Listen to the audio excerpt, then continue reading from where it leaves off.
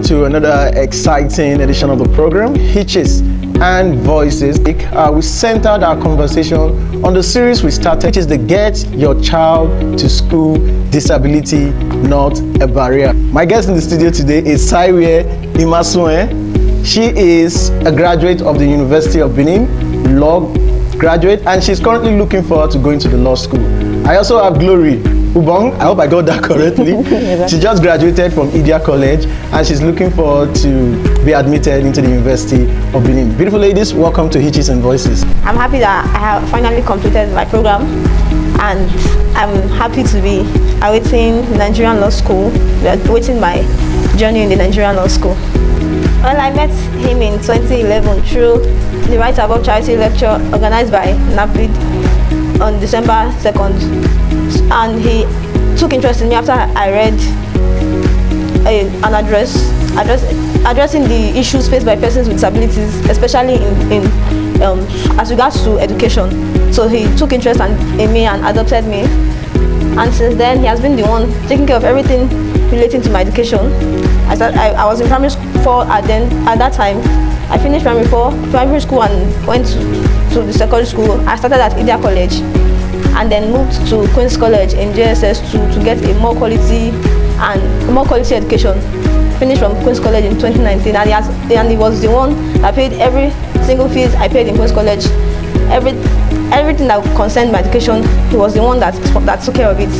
And then when I got admitted into the University of Benin, he continued until the day I finally wrote my final papers. Fantastic. I'll come back to you, Saiwe. Glory. But before I ask you my question, I want to say this. You often pride yourself as blind and proud. Why so? Even when I was sighted, I was proud of myself. So even when I lost my sight, I was also proud of myself due to the different difficulties. So you are owning it with your full chest? Yes. And because I am back to school, I have seen the difference between an educated person and an illiterate. Okay, so take us through that journey. I know you are not congenitally blind, meaning you were not born blind. So how did you transition, particularly in terms of your education? How was that like for you? All right, it's a long story, but I'll break it down. Though when I was growing up, I had these dreams of becoming a barrister. But fortunately for me, I lost my sight 2020 at the age of 17. So that hope of becoming a barrister was lost initially. So having been to different hospitals, and doctors said there's nothing they can do about it. So I became a fan of radio. It was through radio I heard about NAVID's program on ITV, Hitches and Voices, and I picked up their office number with the intentions of learning a skill. So I visited them at their office and I met Mr. Kingsley. So after much questioning, he advised me to go back to school. I was like, how would I do that? How would that be possible? Because my parents are not financially buoyant and they can't even sponsor my education. He said, don't worry, NAVID is there for you. So NAVID took me back to school and they provided me with all my learning materials. That was 2023, sorry. All right, so at that point you lost your sight. Did you think it was still possible to go to school? Not at all, because I didn't even know there's any special school. So NAVID, you came across NAVID and that changed the story? Of course. My guest with me today is Rebecca Mamedu. I almost missed that. Rebecca Mamedu is a volunteer with NAVID.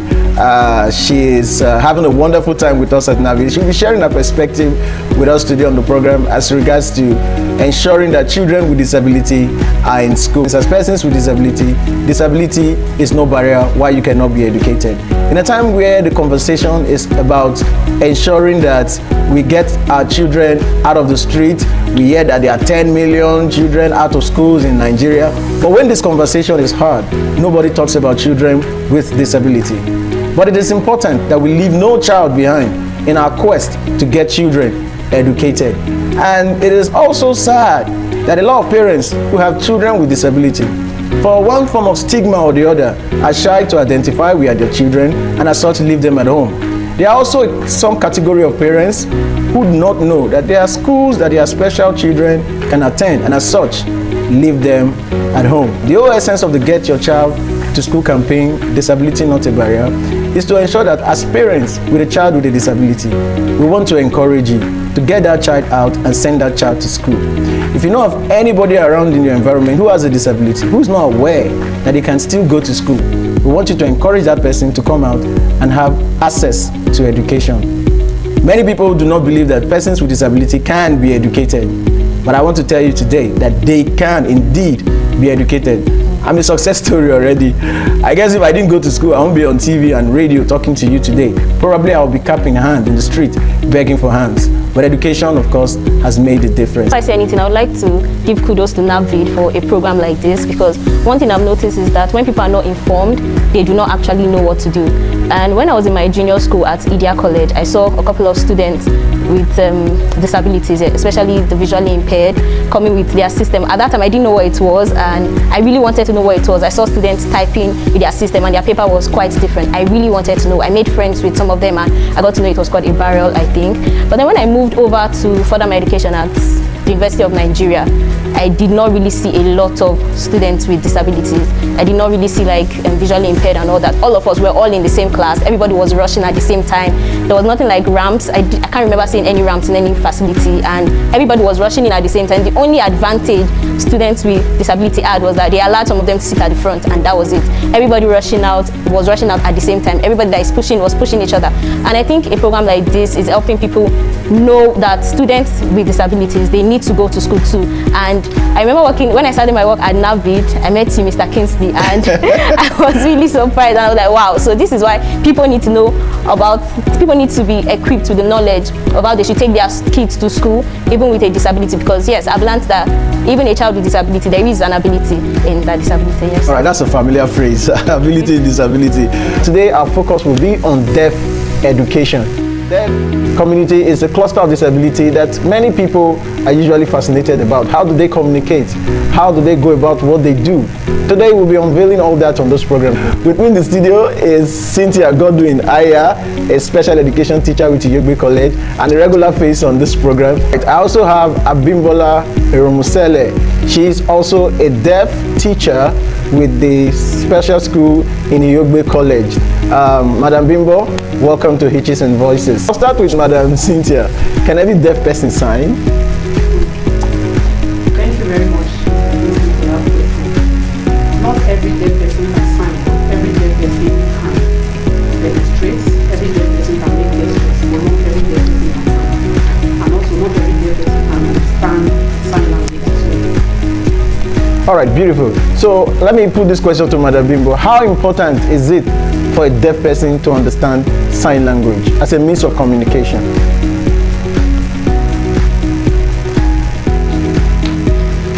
So it's very important.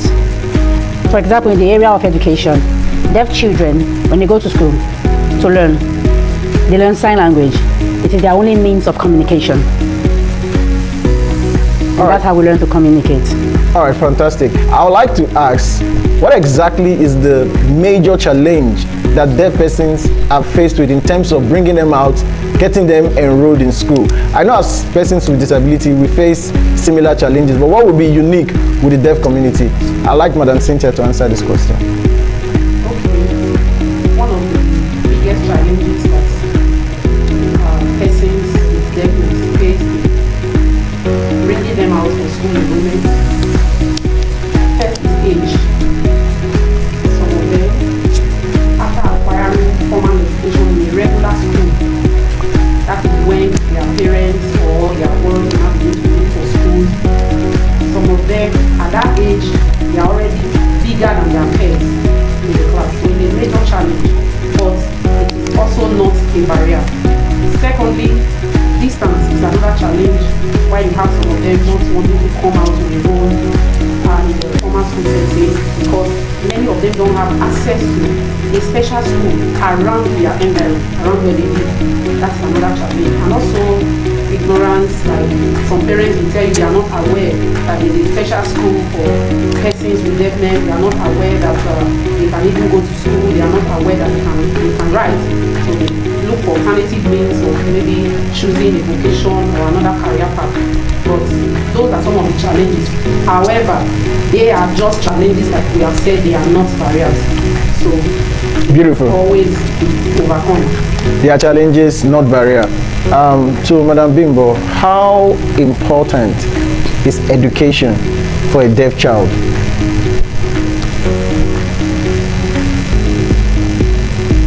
Education for a deaf child is very important.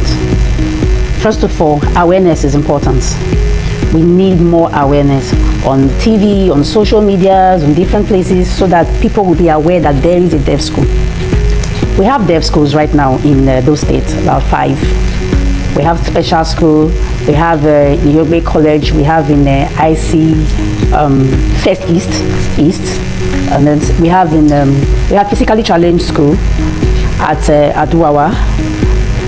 We have a special school for physically challenged also at Auchi, Afuze, and then Uromi. We have in these places. Now, if we do not have proper awareness, most people will not know that these schools are in their environment, and so they need to be informed, because education is very important for a deaf child. It is all they require, it is all they need. Our challenge is not a barrier for us. It doesn't stop us from going to school. Even though our age is big, we can still go to school and learn. Education is for everybody. It is the right of every child. I like that. It's the And right also, of... to quickly add, helping a deaf child with things like scholarship and aids to make that deaf child have access to education is very important. That will also encourage them to go to school, because parents are usually discouraged when sending their deaf child to school because of distance and other challenges. We brought on this program students with disability. We brought teachers who are specialists in special education. And today, with us in the studio is a parent, like I said, of a child with disability. He's also a reverend, a man of God. He is Reverend Chigoke Benjamin. Reverend Chigoke Benjamin, welcome to Hitches and Voices. God bless you. I want you to take us through that transition for you. Now, you had a child who had no disability at all, and suddenly she lost her sight. That phase, how did you grapple with it? How did you accept the fact that this child is different from the way she was before, and she has to do things differently now? How did you accept that? Particularly considering the fact that when disability strikes, usually men shy away and leave the responsibility for the women. So how did you get to accept it and find yourself trying to assist? I can say that my own case was even in the opposite. I was the one carrying her along.